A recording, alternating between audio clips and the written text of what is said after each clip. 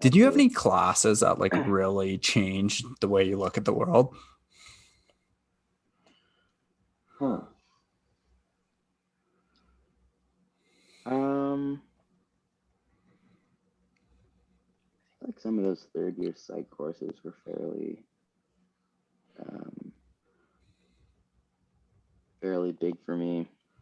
I mean, it was almost like they just came at the right time where like that was something I was interested in and thinking about.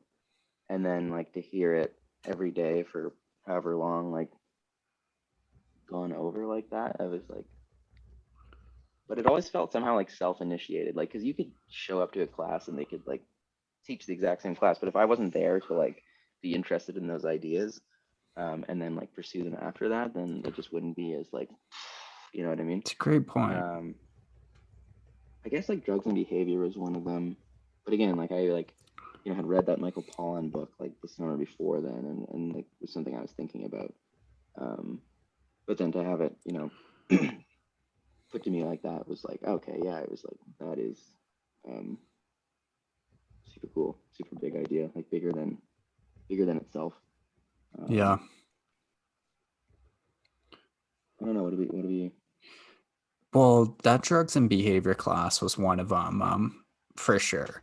Like I hadn't actually ever heard about like kind of a thorough exploration of the history of the drug wars, the history of prohibitions, how they're kind of like a reoccurring pattern across history. States will, it's not exactly arbitrary, but they'll take a common substance and make it illegal almost because it's beneficial.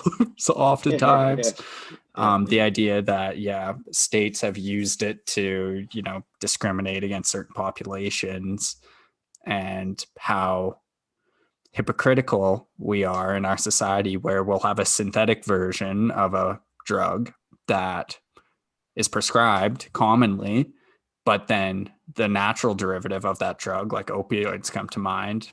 It's completely illegal in Schedule One, and you're putting a bunch of people from impoverished neighborhoods into prison for like 25 years for even getting caught with a little bit of it.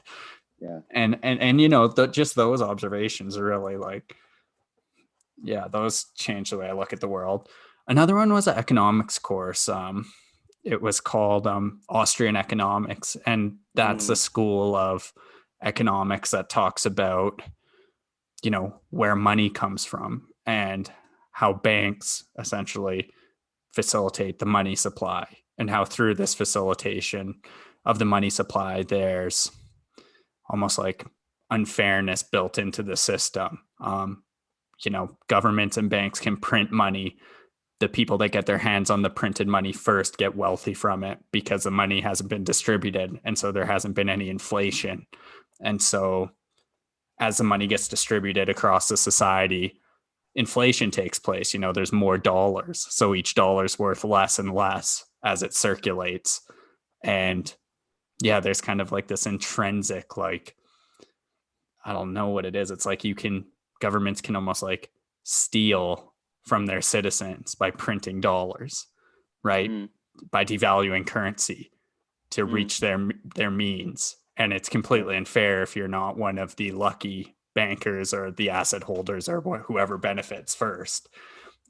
That was another one where it's just such a thorough like exploration of these ideas that I was like, holy, I've never thought of this before, but it's really messed up, and I should probably learn about it. I'm probably gonna be poor. That sounds fantastic. I like, and I feel like so many opinions like or like somehow revolve around the economy and how it works, and like to to get the basics like really delved into, I think would be pretty helpful, like just for that reason. Yeah. Well, another thing I've realized now, like diving into economics more deeply and kind of understanding these like foundational theories about it. It's a very complicated system, obviously, but there's like decent theories about, money circulation and macroeconomic theory, they call it. Mm, Um, so much thinking and ideology put forth, like especially on the progressive side, does not consider it. They don't even, I think they don't even know what they don't know about it. Right. So So unless you know how our economic system works from the ground up, it's hard to form like pragmatic ideas about how to address certain problems because your ideas Right. don't have like a grounding in something that's gonna really work. Like if you just say, just like tax everyone and then just pay the other people. And that's how you fix poverty. You just tax and pay, or you print Mm-hmm. money and you pay subsidies and people Mm-hmm. can have unlimited welfare or whatever your idea is. It's like Mm-hmm. when you learn about these fundamental theories, you go, oh, there's downside costs to approaching an economy like that. And often the cost is everyone's poor, right? So, so yeah, just little observations like that from studying economics have been very valuable.